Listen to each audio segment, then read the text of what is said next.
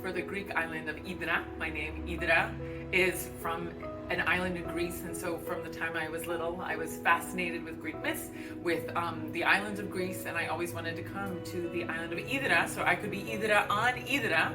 And so to have my poetry come out in Greek translation and to come here and read from it is really something I think I've been looking forward to all my life.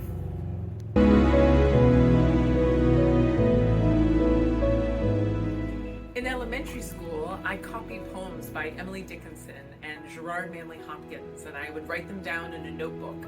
I would write down the lines that had a mystery or some magical turn of phrase that intrigued me and that I wanted to play with and try out, which I think are the instincts of a writer. I didn't recognize them as the instincts of a writer when I was 8, 9, or 10, and I was doing those things in my bedroom. It was only looking back that I realized that I was doing, I think, what writers instinctively do, which is to find lines and writers that you admire and to spend time with their work until you can figure out the lines that you want to write of your own.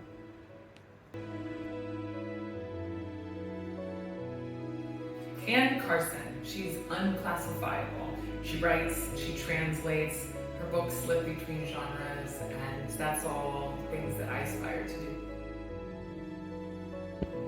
Clarice Lispector, I got to translate her work, and in fact I wrote a book of poems responding to her.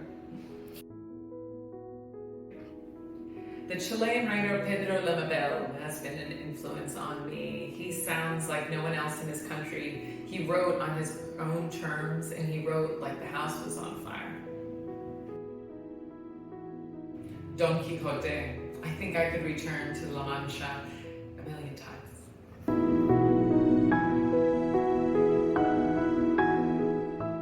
I wrote a play, a couple plays, when I was about 7 or 8 years old.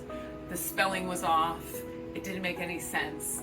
But what was really exciting to me was hearing my brother and my sister read the lines and seeing something that I had come up with in my head read aloud in somebody else's voice. And I think that's that beautiful act of communication that can happen with writing, is to come up with a line, a series of words, and then have someone else experience them. That act of sharing your mind with another person through words. I think that's when writing to me came alive as something that I wanted to do. And now it's been 25 years and 10 books and 3 genres: translation, poetry, and fiction.